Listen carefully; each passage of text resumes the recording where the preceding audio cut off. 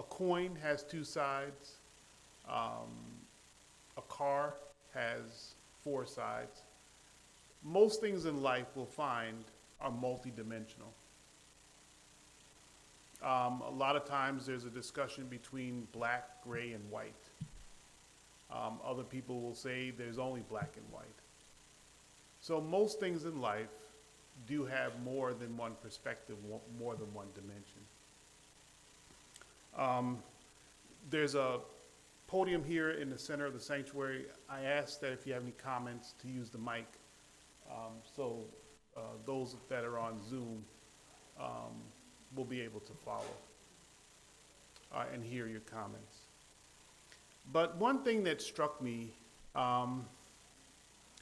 as I opened up the lesson and began to study, I made an assumption that the fear that we talk about in the New Testament would be different from the fear we talk about in the Old Testament as we talk about the fear of God. What I discovered was that God is still consistent from the beginning to the end. And the multi-dimensions or the two sides to fear weren't Old Testament versus New Testament. And I welcome your feedback. But it was more of a choice if we're going to fear God in the sense of, is it going to be fear and trembling because we're not following our obligations to Him? Or if it's going to be a fear of God more related to a willingness to serve and to reverence and to follow His leadings. Everything in life, we have a choice. You have a choice to come to Sabbath school or a choice not to come to Sabbath school. You have a choice to go left or a choice to go right. You have a choice to follow directions or not to follow directions. You have a choice to love or hate. You have a choice to respond to someone that cuts you off as you're coming to church on Sabbath morning in a positive way or a negative way. So everything in life involves a choice. And we find that what we're led to see here in our lesson this morning, and let me get to the right lesson, is we're told to fear God and give glory to Him. Revelation 14,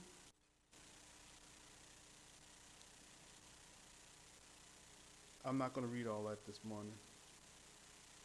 But Revelation 14, Genesis 22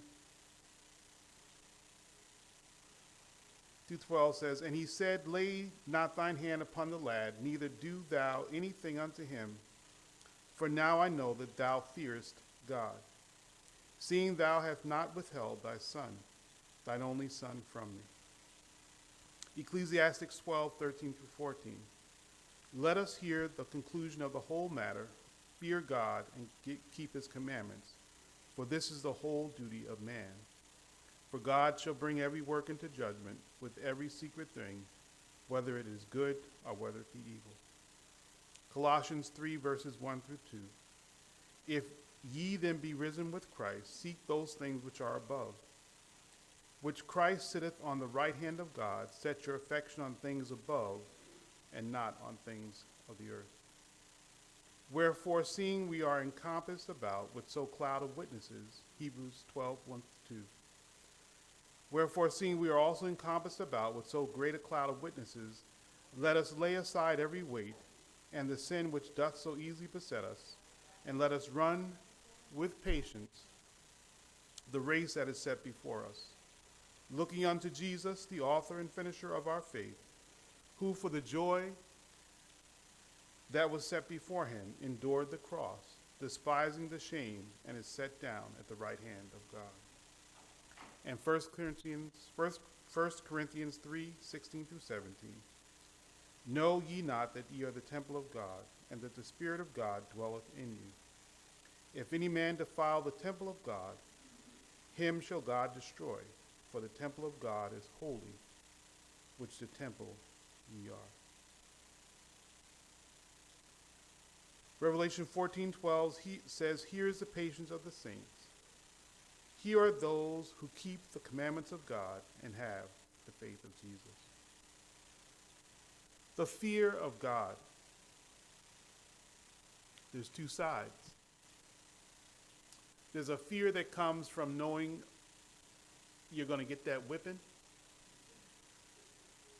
Or it's the fear that's a reverence and acknowledgement that he is your everything. That in him we live and breathe. And I think there is definitely a distinct difference between those two types of fear. There are those that come to God, that go through trials and tribulations, fearing and trusting God because they know that he brought them to it and he'll bring them through it. There's another fear of why me? I've held on to that vegetarian diet. I've have made ministry of healing paramount in my daily living. So why now am I facing illness or bad health? So I think there's an opportunity here to really delve into what fear of God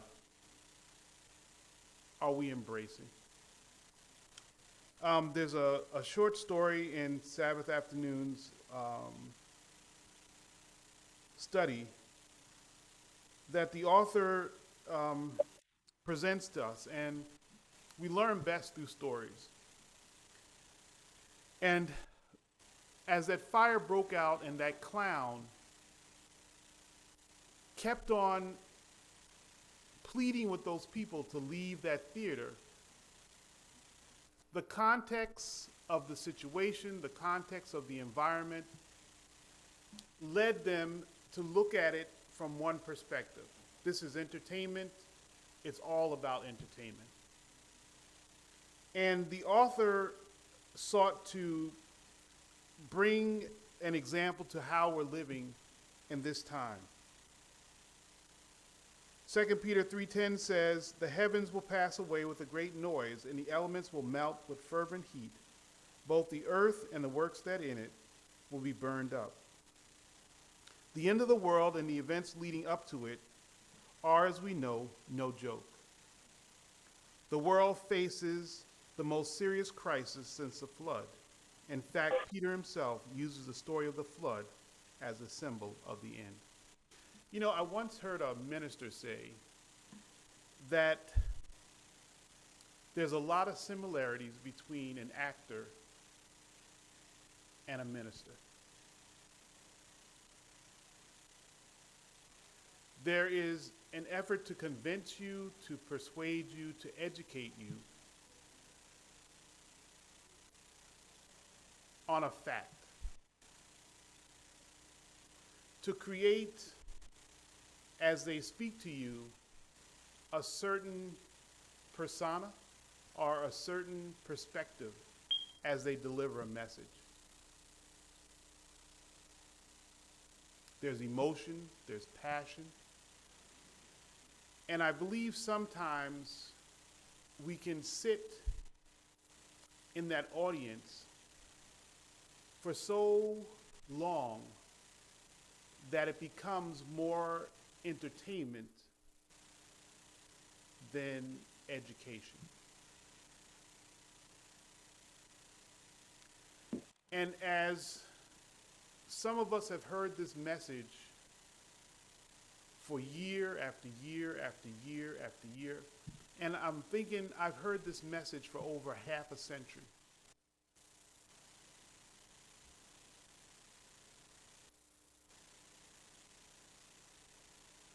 So how do we maintain that passion, that fear of God, that anxiousness, that sense of crisis, that sense of urgency?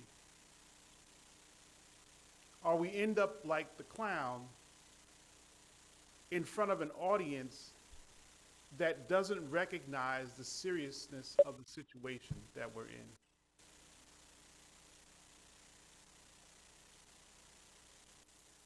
I'm a little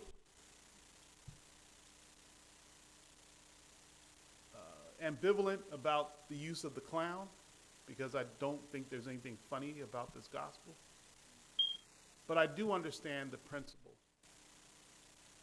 And we hear over and over again that Jesus is coming soon. And I think that's one of the things that the author is trying to bring to us is that the fear of God is extremely important. The reality of the time we live in is no joke. With that fear of God, there are certain requirements, there are certain expectations. Yes. Good morning, everybody. I was looking at in Exodus when the Ten Commandments was given to the children of Israel. And it says, and all the people witnessed the thunder and the lightning, the flashing, the sound of trumpet, and the mountain smoking. And when the people saw it, they trembled up and stood far off. So they asked Moses, you speak to God, because this is just too much for me, too much for us, excuse me, to really deal with God. And so Moses said to the people, do not fear, for God has come to test you, that his fear may be before you, so that you may not sin. Now, I remember being a kid, when we were a kid, one of the rules was, and my father did not play. He was one, he loved his children, and my mother often said, she said, one thing. Pardon me, if Sister could speak up a little louder, please. Thank you. Okay, but he did not play. My father was a disciplinarian. My mother, we could run over her. And I often say if it wasn't for my father, we'd probably put my mother out on the curb, 6 of us. Because she really didn't have much of authority, and she didn't back up what she said. She was a very good mother. And I think it balanced my mother and father. My father didn't play. My mother kind of, let us kind of do what we wanted to do. But anyway, one of the rules was when the street lights come on, you come in the house. And so when my father was not at home, we would stay out and play. We would stay after the street lights on is dark, we still playing. But then where we live, we could hear his truck coming. And so when we heard the truck coming, we would lay on the grass. So if his spotlights come, he could not see us. So when he turned that corner to come in the back door, we flew in the house. Now the fear of us came upon us when we heard that truck and the lights had been on and it's dark, and the fear of us. But other than that, we didn't fear my dad, But when we were disobedient, we feared him.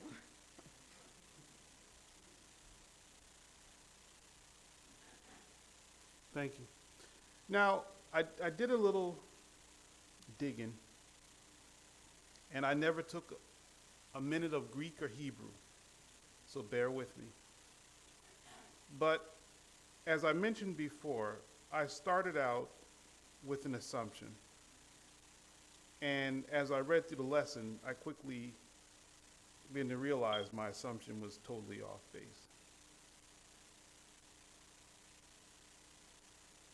As we go to, were any more comments or anything on Saturday afternoon's lesson? Okay. So in Sunday's lesson, I kind of saw a realization of what I had figured out or came to realize myself. Can someone read Revelation 14:7 for me?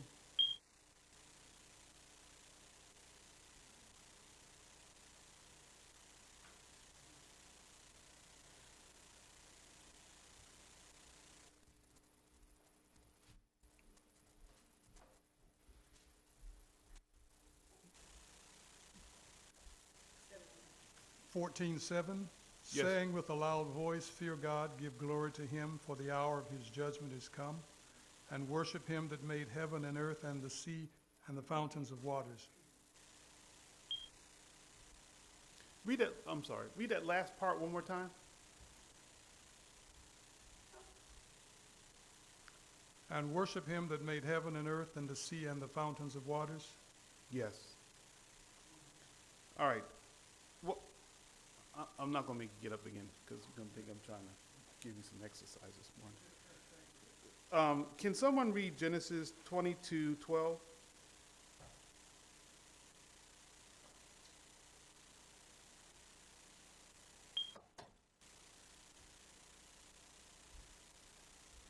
And he said, Lay not thine hand upon the lad, neither do thou anything unto him.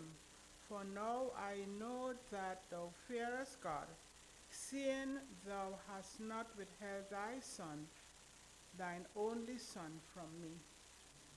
Okay, there's a number of other texts that are also listed of equally importance.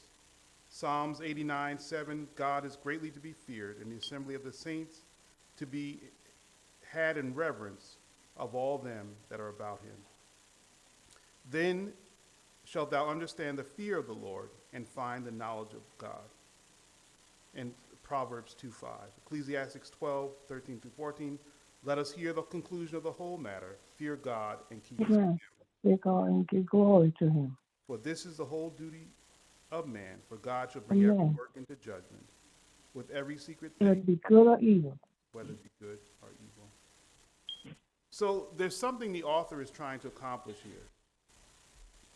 And in Revelation 14:7, the fear of God that's being talked about, is it a trembling, I'm going to go hide in the corner type of fear, or is it a fear of indicating a reverence for God? And I think one thing that Reverence. should, go ahead, Sister Wisdom. Reverence for God. Reverence of God. Not to be scared, Not to be to scared. fear him, to love him. You know, I remember in elementary school, a couple of things. One that has always stuck with me was that when we see fear of God in the Bible, it should lead us to believe that we should love God. So to replace fear with love.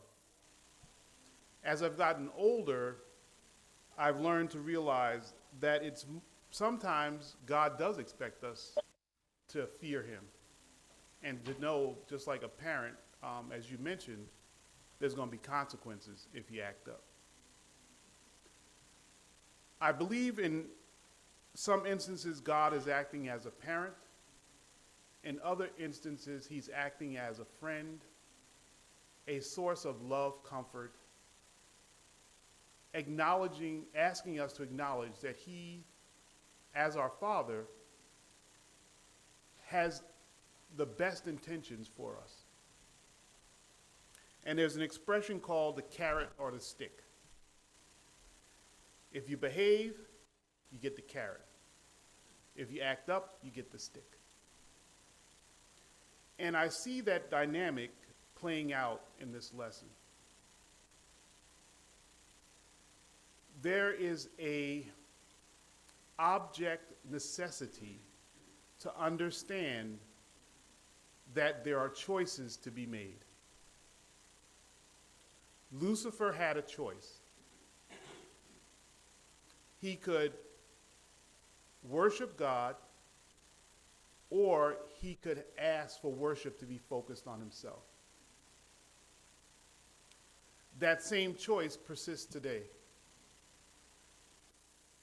We can serve God, love God, understand that our all in all is in God. We hear the expression, our best life. The best that life has to offer can only be found in God. Or we can focus on the temporal things of this world, focus on ourselves, and have a self-centric approach to life. And there are consequences for both. The Greek New Testament word for fear in Revelation 14:7 is phobia. bear with me. It is used not in the sense of being afraid of God, but a sense of reverence, awe, and respect. It conveys a thought of absolute loyalty to God and full surrender to his will. It's an attitude of mind that is God-centered rather than self-centered. It is the opposite of Lucifer's attitude in Isaiah 14, 13 through 14, which states, I will ascend above the heights of the clouds. I will be like the Most High. For thou hast said in thine heart, I will ascend unto heaven. I will exalt my throne above the stars. I will sit also upon the mount of the congregation. In the sides of the north, I will ascend above the heights of the clouds. He was centered on himself. He was centered on himself. Yes. There's a difference, and the author brings out, it says, instead, it is the attitude of Christ, who through being in the form of God humbled himself and became obedient to the point of death, even to the death. Of course. Mm-hmm. Do you think Lucifer would ever die for anybody? No. No. You know, I find it interesting because the workplace has become interesting, more interesting. And I see decisions made not on principle of what's right or wrong, but on what's best in my interest. And it's become amazing to me to see a lot of our biblical principles making their way into the business or corporate environment. There's a term that we've heard all our lives called servant leadership, which now is being taught to managers and leadership about how to really move your teams and your staff. You hear stories about people outside the church that have recognized these little red books or that have looked at biblical principles such as paying tithes. There is a design that we can't get away from. And biblical principles, the fear of God, and the reverence for godly principles, there's no substitute. And as I was thinking through the lesson, there's a coin or a phrase we hear a lot, it's just business. But in fact, you can't get away from biblical principles. And it's never an opportunity to put aside the fear of God. The fear of God represents a commitment and a choice to follow godly principles. The devil's a liar. And oftentimes, God is presented as this overarching, overbearing, mean, vindictive, terrible person. But like the children of Israel as they went through the desert, at night, the pillar of fire was what to them? Right. It was light and warmth. Yes. But what Yeah, was it right. to those that were around them?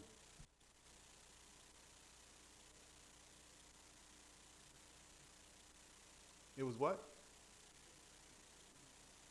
Think about it. You see this big, huge, straight up vertical wall of fire.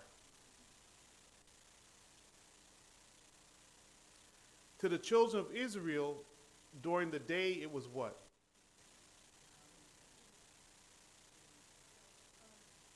and to those around them? Nothing. It was just a tall pillar, a cloud that they had no benefit from.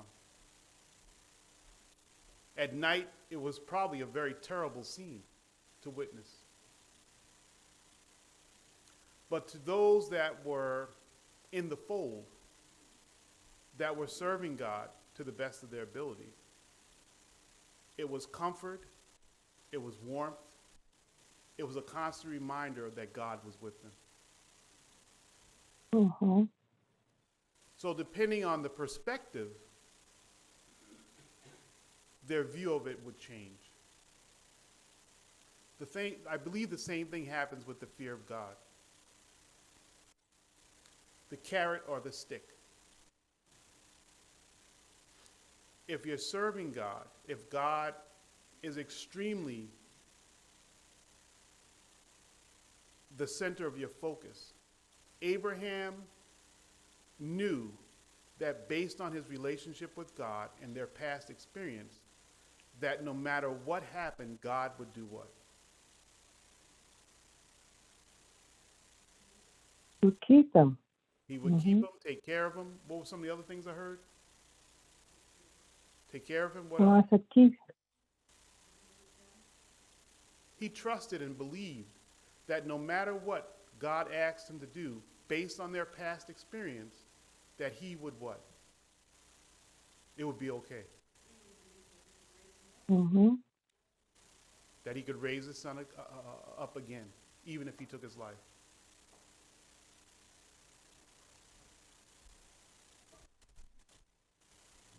I have a question for the class, and I was thinking about choice. And I know that that's the only thing that Jesus cannot do for us is choose for us. Other than that, but when with that choice that we have, and Jesus gives us that choice, is that choice given back to Him? In other words, that's the only thing that we have. I hate to say control of, but our choice. But with that choice, is Jesus asking for that choice back? In other words, choose Him and live for Him.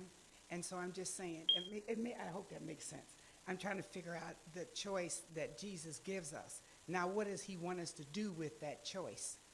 And it's ours to make that decision. So the thing is, He says, choose life. So why would ye die? So I'm just saying, that's the only thing that we have control of is our choice.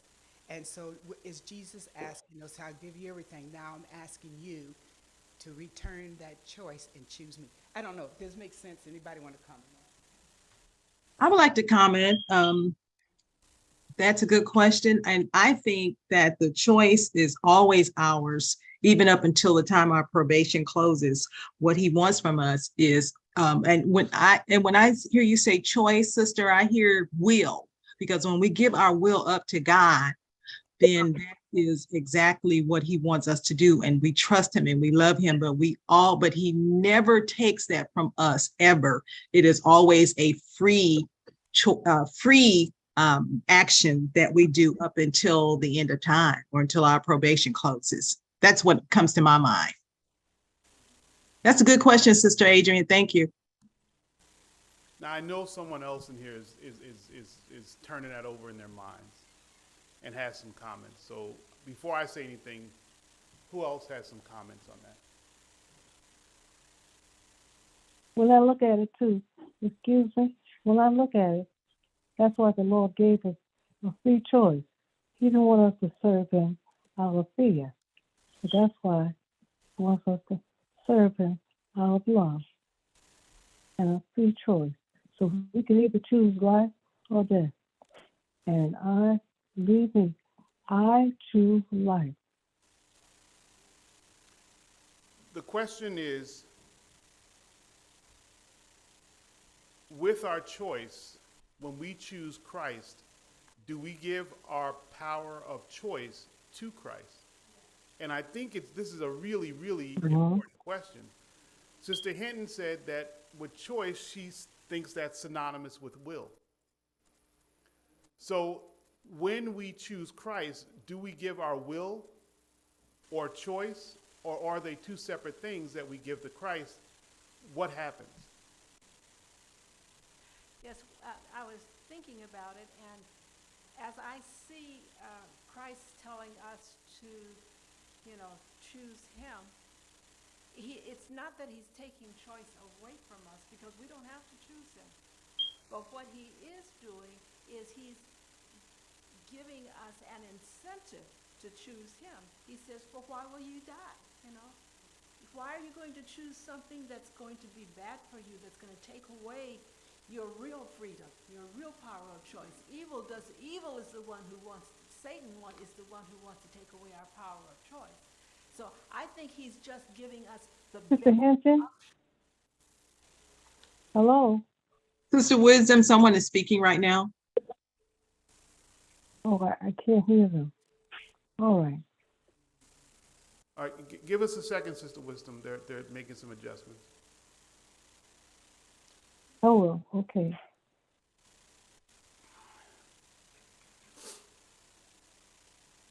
I strongly believe one of the most foundational things as a Christian is the power of choice. I also believe it's one of the most confusing topics that Christians deal with on a daily basis.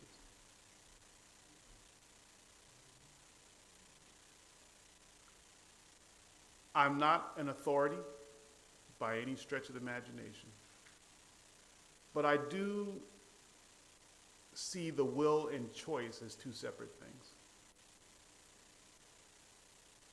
And I welcome any comments. I believe. Excuse Go me. ahead, Sister Hinton. Go ahead, Sister Go ahead. Wisdom. Sister Wisdom, go ahead. He gave us a choice, and he gave us a free will that we could choose life or death. My choice. And I choose to serve God and to have life. Thank you, Sister Wisdom. And also, now that I've heard more of the discussion, yes, I agree. When I think about Sister Adrian's question, and then what you just said, Dr. Owens, though they are two separate things. When we give our will to him, he wants us to surrender our will to him. But every time something comes up, when I'm thinking in my mind, okay, if I give my will to him, I'm giving him control, and I'm submitting everything to him, no matter what, though, from every aspect of my life. And if something comes up, a temptation or something, then that's where I have to make a choice. So yes, I agree in reference to the will and choice being two separate things. At first, I thought they were, they would be synonymous in what her question was, but the will, I've got to make that right choice when it comes to my will being tested, or or something that would come and test whether I'm going to stay loyal to surrendering my will to him. Does that make sense? Yes, it does. Does it make sense? I'm seeing some heads. And you know what, too? Go ahead. Elder, if I could ask a question of Sister Adrian. Were you also asking, how often do I have to choose?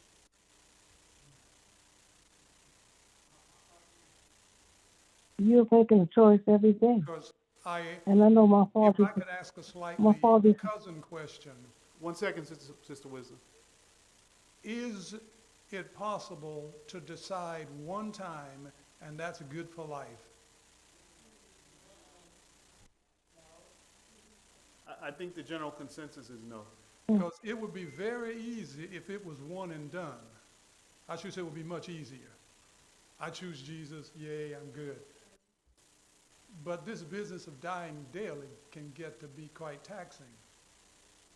And I think that is what really, really pushes her question and makes it so serious. It looks like it's an ongoing thing.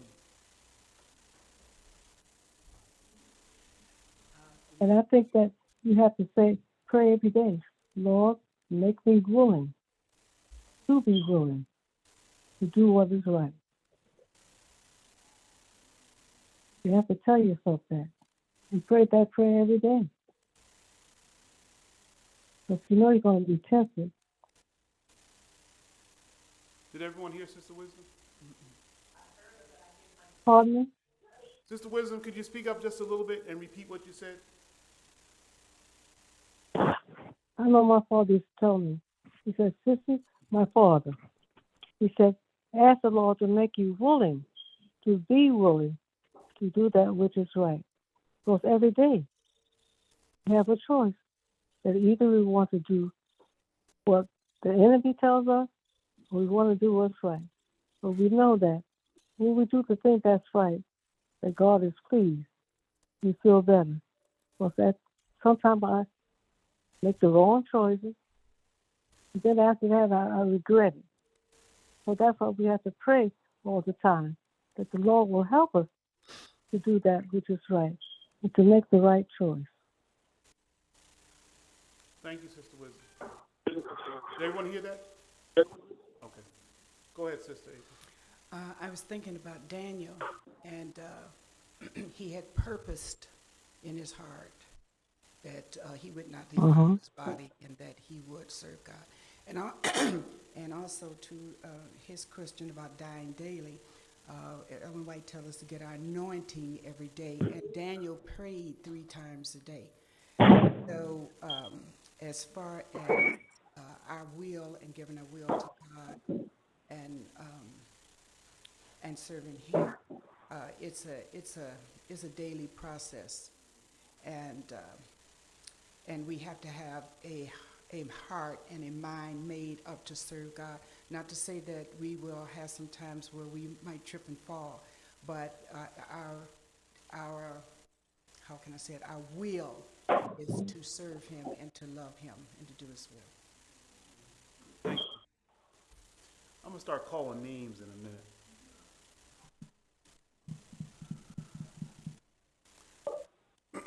I think you brought an extremely important question to us this morning. There, on one side, is someone willing to take away our choice and will.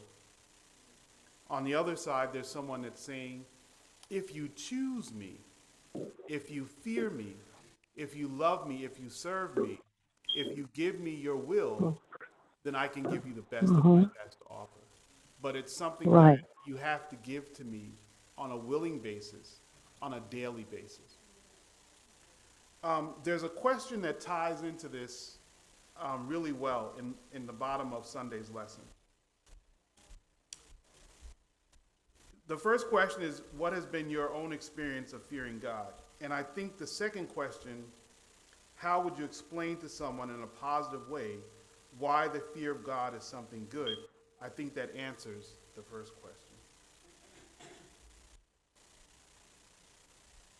Regarding the positive aspect of fearing God, somewhere in this building is a power box where the electricity enters. And for whatever closet it's in, it's sealed away from us. And it's not out here for a reason. The further we are away from that, the safer we are. The closer we get to that, the more danger we're in. The power comes there and it's distributed so that the lights can have it. This microphone needs less than other things need. God is not lethal as such, but God is dangerous. And what I mean by dangerous is you get within a certain proximity of him physically and you're gone.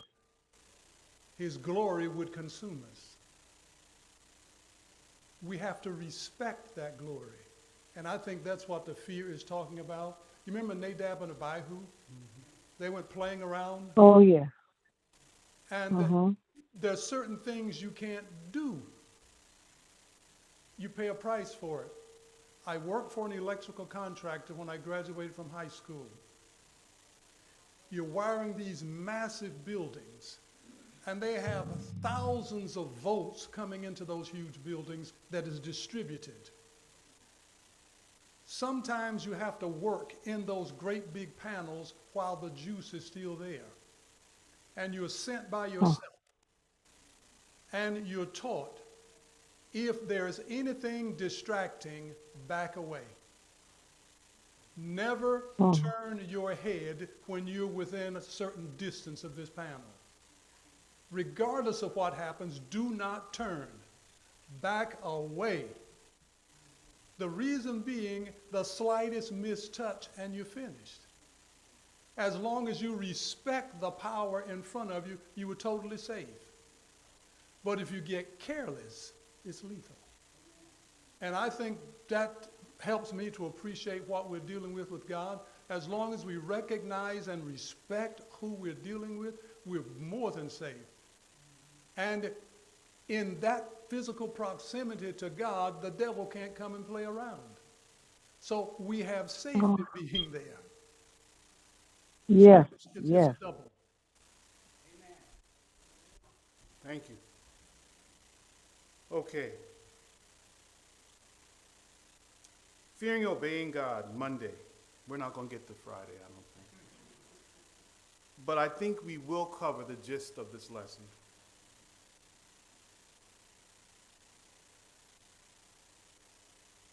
Deuteronomy 6:2 says, that thou mightest fear the Lord thy God, to keep all his statutes and commandments, which I command thee, thou and thy son's son, all the days of thy life, and that these days may be prolonged. Psalms 119, 73 to 74. Thy hands have made me and fashioned me.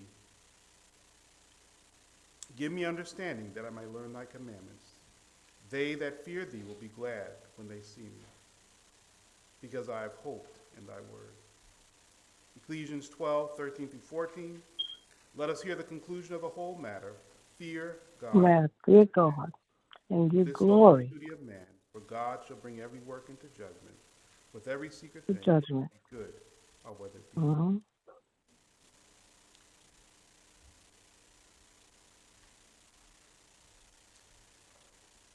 These passages reveal a linkage between fearing God and keeping his commandments.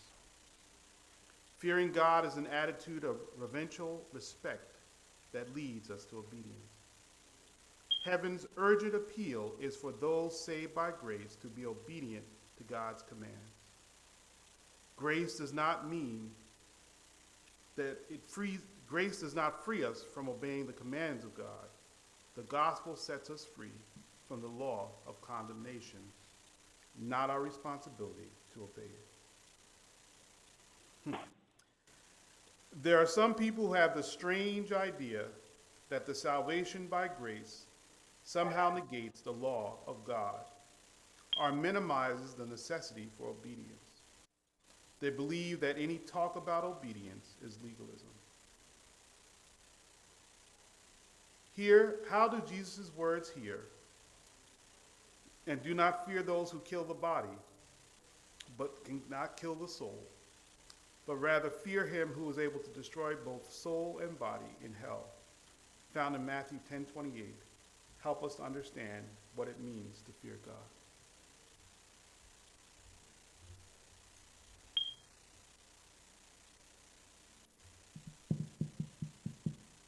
Do I need to start calling names? Elder, can you respond to that question?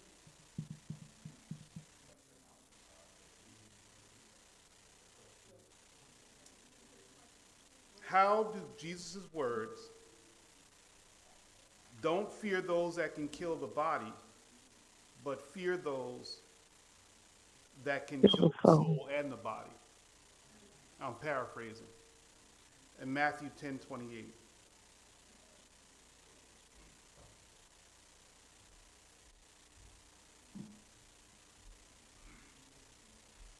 Matthew 10:28 says, and fear them not which kill the body, but are not able to kill the soul, but rather fear him who is able to destroy both soul and body in hell.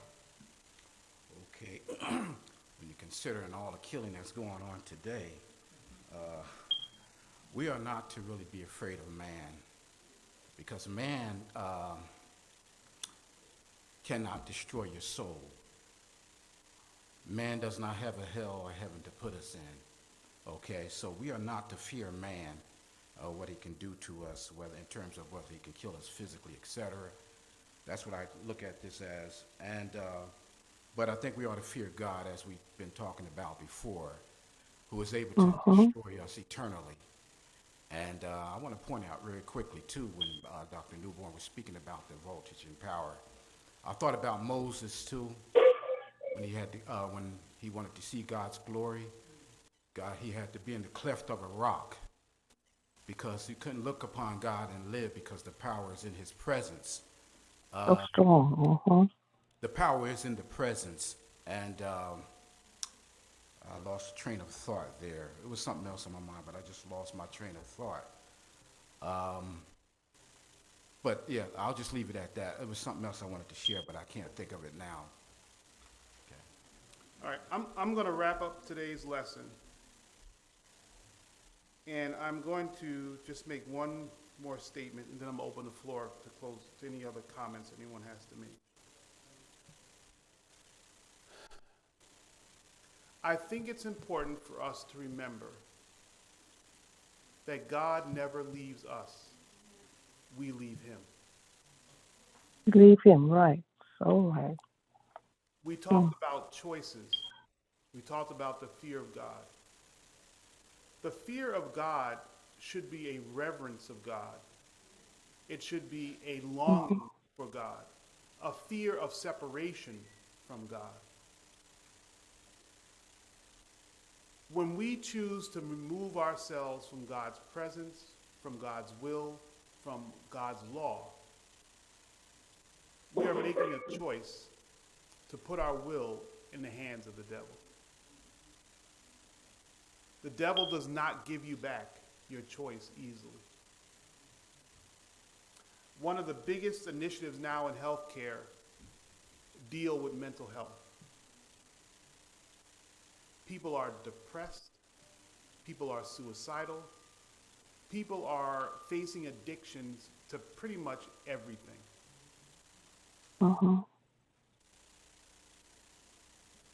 When you remove yourself from the fear of God and the respect and reverence of what he has to offer, you place yourself in situations and places that you may not come back from.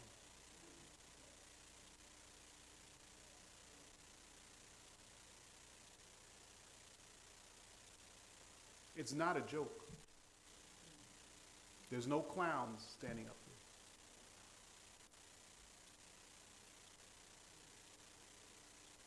here. It is amazing to me to hear the world talking about the balance of health and mental wellness. It's nothing new to us. But for everything God has, the devil has a counterfeit. He says, meditate on my word.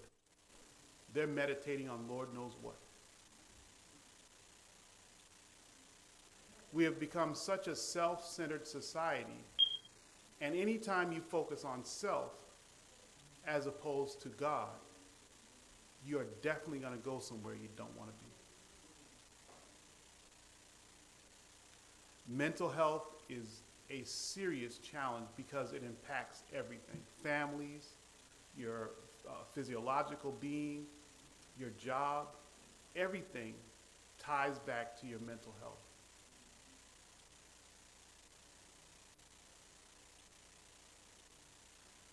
So if anyone is having issues or challenges as a people, we do not talk about mental health and mental issues. But recognize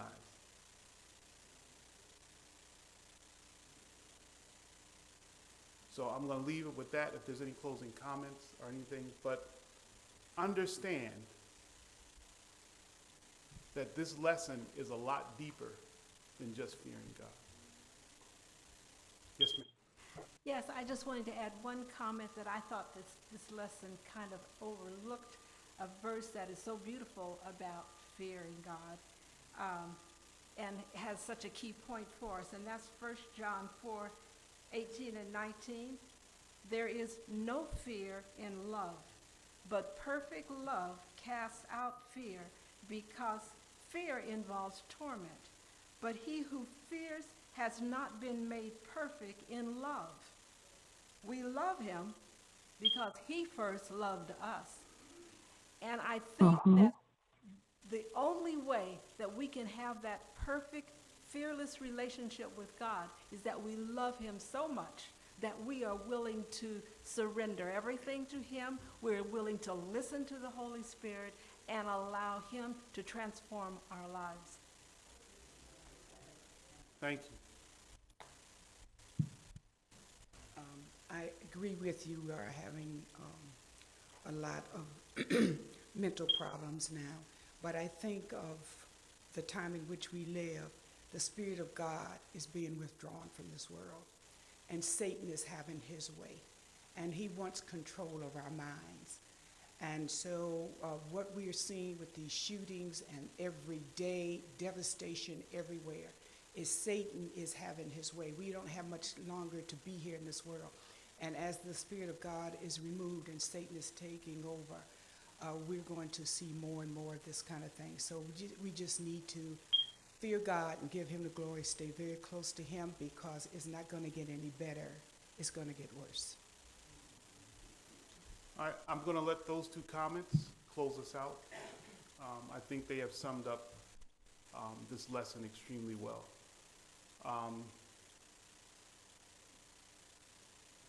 Dr. Woods, do you mind closing us out with prayer?